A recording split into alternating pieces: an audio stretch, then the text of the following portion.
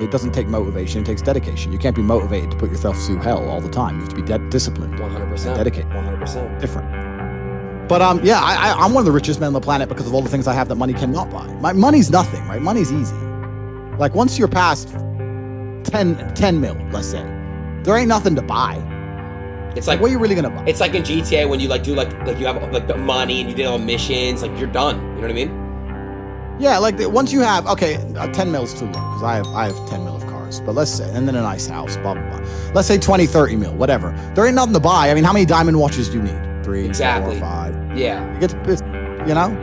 So there ain't nothing to buy. So at that point, it's just collect the money. Is your most expensive asset your jet, your private jet?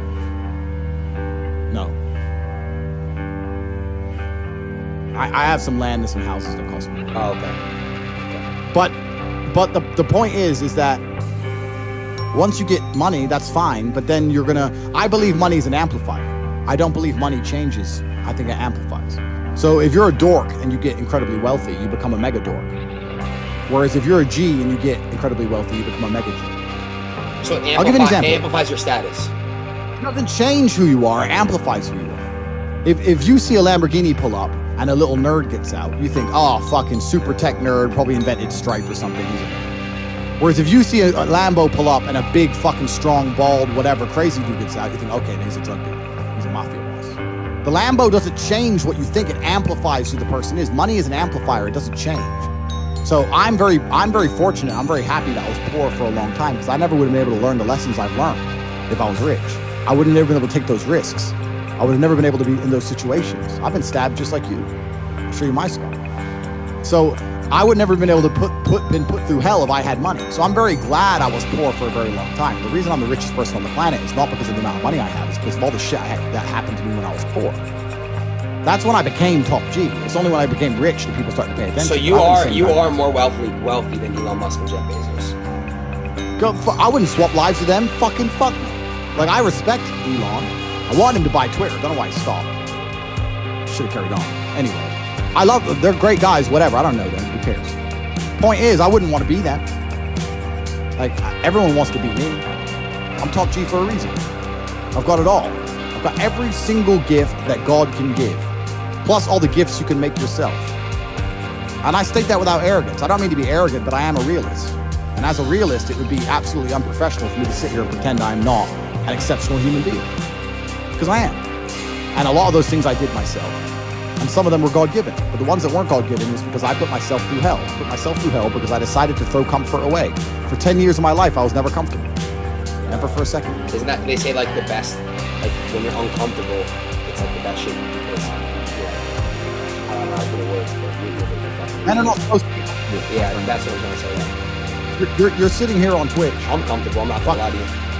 You're comfortable, right? I am. If you were born 100 years ago and it was the 1920s, you'd be in some ditch in northern France, living in the fucking mud, hoping not to get killed by a random sniper in some bullshit war you barely understand for 4 years. Then you'd come home and hope your wife hasn't been bombed. Yo! You understand? But that's the world. That's the world. The world has become exceptionally easy for a lot of men. It used to be a different place. Most men were cannon fodder. Most of us would have ended up in wars, dying for fucking no reason. Now we don't have to do that. So because we don't have to do that, men think it's okay to just become comfortable now. You're not supposed to be comfortable. You're never evolved to be comfortable. You're supposed to be uncomfortable. Right. And if you make yourself uncomfortable constructively, it's very easy to be anything you want. You talk about GTA, Grand Theft Auto. I know the game. I used to play the old one on the PlayStation 1 when I was a child. Which one? I haven't played any. Which one? You talk about San Andreas? Very first one. Vice City, GTA 3? Yeah. Oh, the very, very, very, very first one, like 1994. Okay. But I've never played any of those games, but I find it amazing that people will sit there and spend all their time upgrading that character, making as much money as they can, getting the best guns, getting strong, getting some hoes, meeting important people, getting the best car. They'll do all that in a game, but they won't do it in real life. I find that incredible. Like, my life is GTA. I don't need to play a game for GTA. If I want a gun, I'll fucking buy it. If I want a car, I'll fucking buy it. I want a bitch, I'll get her. It's me. I am GTA. I don't see why people play the games. They play the games because they're scared of loss. Because if you die in the game, you get another chance. If you lose in the game, you get another chance. In life, you get one shot. Damn, But if you get some balls, That's what life is as a game. That's what life is as a man. This is one big video game. You get to upgrade your character. You're not born with any value. All these women that you just put me on with are born with value. They're pretty already. They're gorgeous already. They're good looking enough. Even if they're a 5, someone's going to give a shit they exist because someone wants to fuck them. As a man, if you don't make yourself valuable, you have no value. You have to get up and do it. Just like a video game, you start with fucking 0. You have to decide if you want to complete it. You have to upgrade your character. So I find it amazing that men are going to play video games and fuck about and waste their time instead of upgrading their character. Everyone knows what to do. You know what you have to do. Right. If you had to become the most dangerous, intelligent, respectable man on the planet, you know you're supposed to go to the gym. You know you're supposed to train, learn how to fight. You know all these things. You don't do them. That's your decision. It's your prerogative. I didn't make that choice. I made the choice to do it all. I decided all of it. And every single man watching this can do the exact same thing. Which is why I have very little pity. When I do these streams and people think I'm arrogant or I'm rude to people, or even to you earlier, when I was making jokes and I've been joking with the girls. You're good, I'm not, yeah. Of course, and I know we're only joking, right? But the point is, that's a conscious decision you made. I would never make fun of someone who hasn't got a choice. I wouldn't make fun of someone born with one arm. I have a choice, though. But if you've made a fucking decision to be less than you should be, then I believe you should be mocked for that decision. I agree. I feel like, yeah, because like you're not living up to your full potential. Like it's your choice to basically not live up to your full potential. Completely. And me as a man, when I put myself through hell, when I have had such exacting, such stringent standards for myself, why would I then have less exacting, stringent standards on the people I meet? Why would I put myself through hell to be me and then meet someone who didn't put themselves through hell and then treat them like my equal? No, fuck you. I suffered when you didn't, so you're not my equal because you decided not to suffer. You have enjoyed comfort when I haven't, and that's fine, but don't expect me to look at you as my equal because you're not. I'll snap your fucking neck. Andrew, that's the world. Andrew, I have like a lot of friends around me. They're like good friends. Like they're real friends, but like they're incredibly like lazy, and they have so much potential. Like they could be big, they could be getting rich, all this shit, bro. But like they choose not to. So, but it's really hard because I love them. They're my friends, and I came up with these guys, and they're so entertaining. I love them. They're my brothers, but like, I understand. But you have to. But there's something that's always kind of confused me.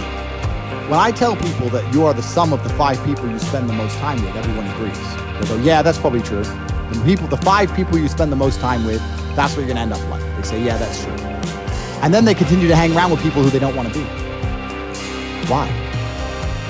There has to be a point. There has to be a point where you sit and go, okay, you're my friends, etc., etc. I love you guys. Yeah, we can talk, whatever. But I'm on a different life path. You have to leave some people behind. You wouldn't want to be, if you were to come hang out with me and you were in a room with me and my 5 friends, you'd feel self-conscious. You're right. You don't feel self-conscious with your friends. Because you only surround yourself around people that are on like your level of like. With killers. I'm with killers. We're fucking monsters. If you were to come hang around with me and my crew, you would be self-conscious, and that self-consciousness would motivate you, or they would certainly instill the discipline required for you to change. You don't feel self-conscious amongst your peers. That's why you don't change. If you were to get in a room and you're the only person who ain't a fucking monster, you'd want to become a monster. That's life. That's humanity.